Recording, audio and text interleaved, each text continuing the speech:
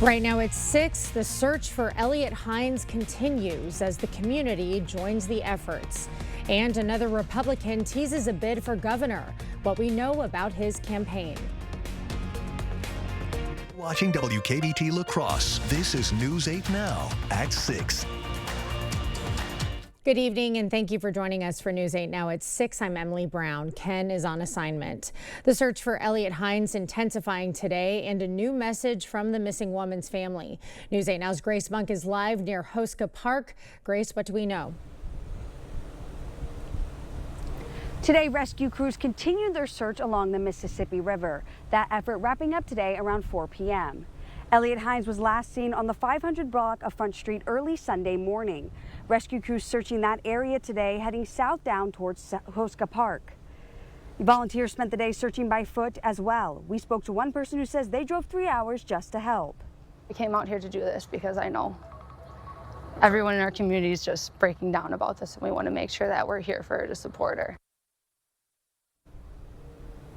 La Crosse PD says they're still searching for Hines. Today, her family thanked the community in a quote saying, "The outpouring of support in the search for Elliott has been overwhelming, and we are deeply grateful for the kindness, prayers, and encouragement from the community and beyond."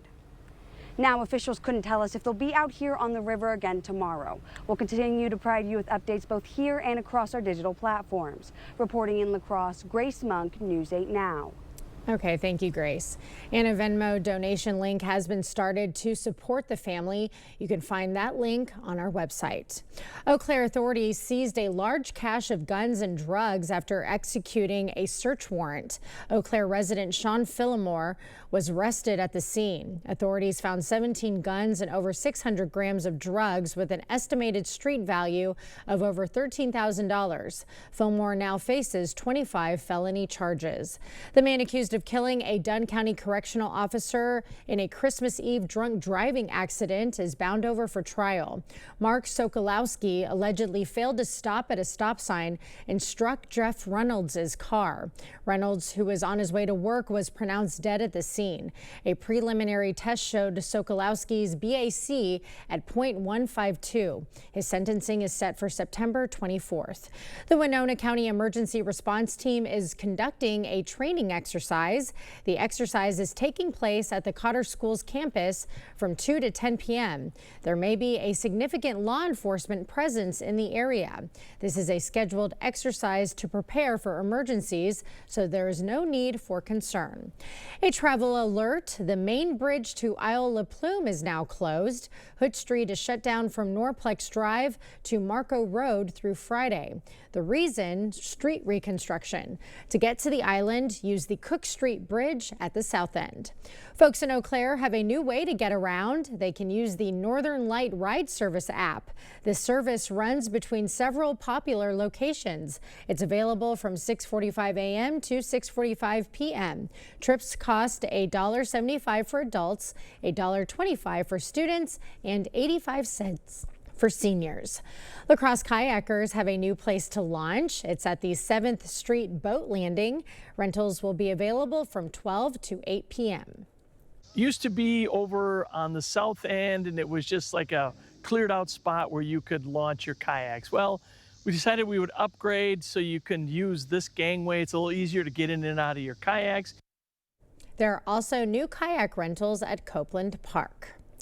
Well, a humid and muggy day today. Greg, when is this all going to let up? We're ready for some refreshing temps. Not for a little bit of time, too. The good news is today we had the cloud cover to keep that temperature down a little bit. The muggy conditions were there, but the clouds helped to keep the temperature down, which was a blessing, but that's not going to be what we're going to see tomorrow, eventually in the afternoon. There's all your dew points across the Midwest. A lot of green, a lot of mid-70s, even upper 70s. We've kind of jumped overhead, so most of the area now is in the 70s. Upper 70s potentially in some areas too, so it's definitely going to be muggy. Overall, feel like temperatures are in the low 90s now. Our high temperature did get up in the mid 80s, but overall a little bit of humidity boosts are up into the low. But notice that 100 out to the west too, a sign of things to come. This evening, it's really just going to be muggy, fairly quiet, cloud cover out there, not expecting any shower activity. But notice at 10 p.m. it's still 80 degrees, and that heat index is still about 86. So it's going to be very muggy, and a similar story for La Crosse. Opportunity maybe for a shower getting closer to 10 p.m. or a little bit later. Excuse me.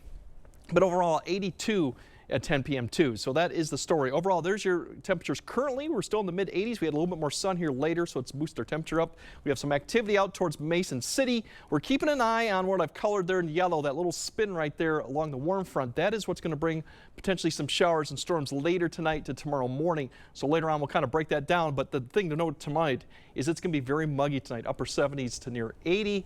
Then we have a heat advisory tomorrow too, so we'll explain all that and then time out the storms a bit later. Okay, a lot to break down. Thank you, Greg. In between newscasts, you can track weather with the First Warn Weather app. It's in the App Store or on Google Play. Happening around the state, Representative Tom Tiffany is reportedly considering a run for governor in 2026. That's according to the Milwaukee Journal Sentinel. The Republican hinting at a run by securing the web domain TomTiffanyForGovernor.com. Washington County Executive Josh Schuman and businessman Bill Berrien are already in the race. EAA AirVenture is happening in Oshkosh this week. People can get an up-close look at nearly 10,000 different aircraft. The event temporarily makes Whitman Regional Airport's control tower the busiest in the world. The Holman Area Community Center welcomed guests this afternoon for their Wonderland Tea Party. From 2 to 3:30 p.m., attendees were immersed in a Wonderland themed experience featuring tea scones, cookies, creative crafts, and a clue hunt. This has been an amazing, fun event. We've got a lot of kids, a lot of energy, a lot of volunteers. And we hope that everything we do here at the Holman Area Community Center brings this community together. Now, this marks the second Wonderland Tea Party, a follow-up to the first event held when the Holman Area Community Center first opened. 40 boys and girls from La Crosse left for D.C. today. They're from the Terry Erickson Boys and Girls Club. Herb Cole Philanthropies is funding the 4-day trip. For many of these young people, it's their first opportunity to visit our nation's capital. To hang out with the members, but also really get to be where people were making history, and we get to see where all of the decisions are made for our country and get to tour around. So this is a lot of these kids' first big trip like this, and it's a privilege to be able to go on it with them. The kids will visit the Smithsonian, the U.S. Capitol, and other monuments. Well, Ozzy Osbourne has died at the age of 76. The three-time Grammy Award winner sold more than 100 million records and is considered one of the greatest singers of all time by Rolling Stone. Ozzy Osbourne rose to fame in the 1970s as the lead singer of Black Sabbath, while later having a successful solo career, pioneering heavy metal music along the way. Earlier this month, he performed his final live performance. In a statement, his family said he was with his family and surrounded by love when he died. I'll never retire. I'll be always doing something with music. It's what I'm here for. Osbourne performed at the La Crosse Center on July 12th, 1982. It was part of his Diary of a Madman tour. Coming up, an innovative procedure helping one local mother regain her eyesight, and Coca-Cola launching a new version of its soda following President Trump's bold recommendation.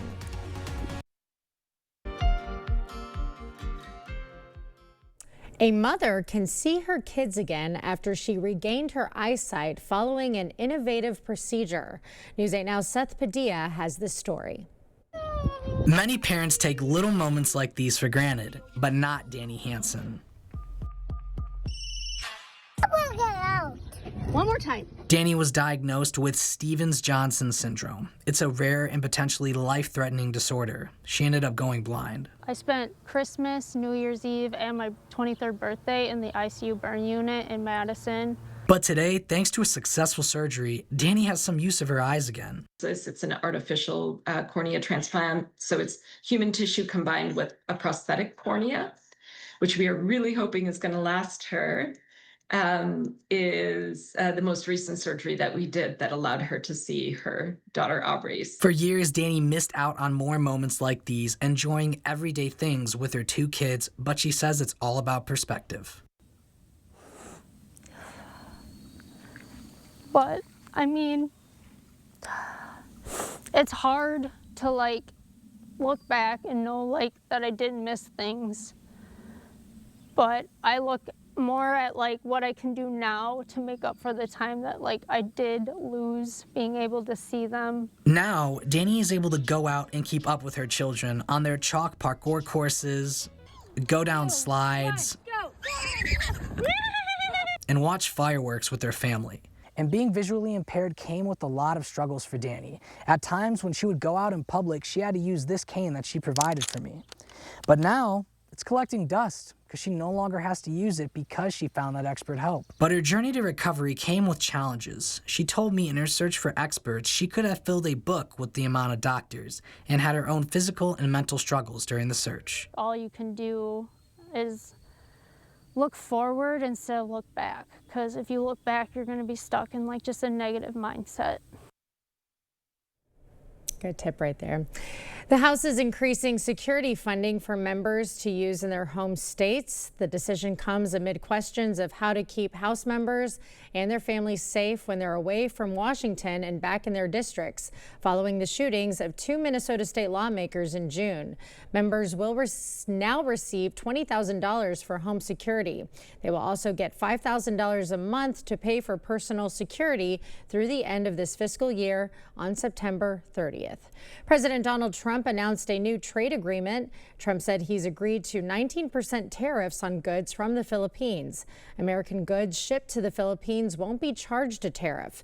The announcement comes after Trump and the president of the Philippines met at the White House today. Well, Coca-Cola is releasing a new version of its soda. It will contain U.S. cane sugar. The new version will hit store shelves later this year. President Trump recently urged Coke to use a U.S. sweetener in its American version of Coke. We'll have more news ahead, but first. Yeah, we've definitely got hot, humid conditions, but we also got rounds of storms that could be strong or even severe. So we'll time out the storms and then show you how hot it's going to be for your Wednesday. That all coming up on your First Warn Weather Update after the break.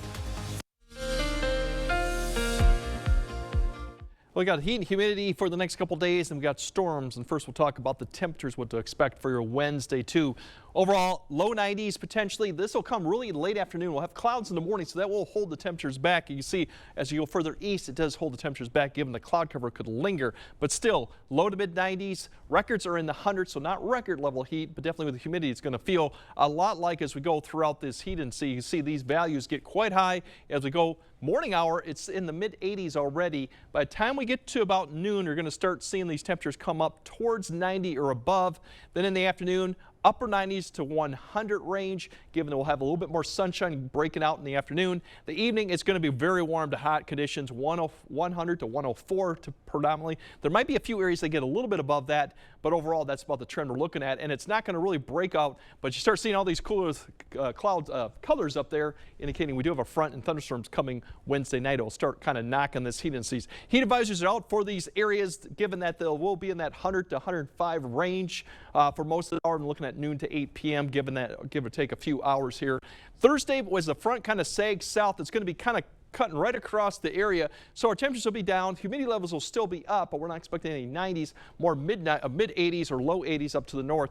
That shower thunderstorm chance is looking less likely. If we go through that, tonight is one that we're going to keep an eye on. South northeast Iowa, you'll see this complex that'll begin to develop. This activity will weaken, but it could provide a little bit of shower activity for a few areas as it lifts north between about 10 to midnight. Besides that, it should be then fairly quiet, but still notice the temperatures. It's almost midnight. It's 80 degrees here still in La Crosse. We'll see this complex begin to spin up towards Decorah. That's the one that could bring activity for areas along and south of predominantly I-90 for the morning commute. As you see, it spins up this way. Showers, thunderstorms, maybe some brief heavy rain with that. That'll continue, and this cloud cover and shower opportunity will linger through the morning, even to the noon if this other one develops too. So that means the morning will be more clouds and precipitation and very muggy, but not quite hot yet. But by the time this passes in the afternoon, winds pick up out of the south, breezy winds. We'll also see the sun come out, and that's when the heat will come into the area, and that's when the 90s definitely will appear. The thunderstorms for the evening look like they're going to hold off to about 6, 7 p.m., and here comes this front that's going to sag south. There's a question of timing, how fast it gets here. The evening activities for at least south of I-94 should be fine. It's hot and humid, but then we'll have to keep track of this line as it pushes south across the area. As I mentioned, once we go through Wednesday night into Thursday, it's going to be less activity on Thursday. I think it's looking more quiet for Thursday, but less humid. Thunderstorms tonight could see some damaging winds. That threat's pretty low. I think heavy rain to be another area to keep an eye on. Tomorrow with that line coming, just depends on timing. The severe threat damaging wind, I-94, we'll see how far it can get further southeast. It depends if these storms can hold on, but keep in tune if you got activities later in the evening too, especially if you go further north. Thursday, the threat really shifts south. I think, as I mentioned, Thursday looks more quiet, more cloud cover than actually precipitation, so those chances are probably going to be coming down here soon. Friday, Saturday, quiet. We're going to boost the temperature back up for a warm, almost hot day on Sunday, and then another front comes through, a couple of them next week, and look at that temperature come Wednesday. Oh, it's That's dropping. why I said it would look much more refreshing as we go towards the end of the middle of next week behind a couple of cold fronts coming through. That's the temperatures I like to see. But tomorrow, definitely stay tuned. It's going to be hot. It's going to be humid out. Stay hydrated outside, especially tomorrow afternoon and evening, and keep an eye on those storms. But a significant dip on Thursday, so not too long away for that. No. That's good news. All right, thank you. Coming up next in sports, the surprise that Packers players retreated to prior to day one of training camp. Plus, Pat Murphy speaks on the outing from Brandon Woodruff and last night's shutout victory. Jacob is next. Covering all the exciting action from your community, here's News 8 Now Sports with Jacob Lenzendorf. Well, from an 0-4 start to the best record in baseball through 100 games, what a season it's already been for the Brewers. And last night they matched their second longest winning streak ever in a season. It was a pitcher's duel for the first half of the game between Brandon Woodruff and George Kirby, but like they've done all season long, Milwaukee found a way to hang a crooked number on the scoreboard in the 6th inning when they plated 4 runs on 5 hits. It was another vintage outing by Woodruff, who picked up his second win of the year, allowing just 2 singles and striking out 5 batters. His skipper was impressed yet again by the outing by the veteran hurler. Big Woo and Contreras did a great job back there, and it's just great to see him come back like this.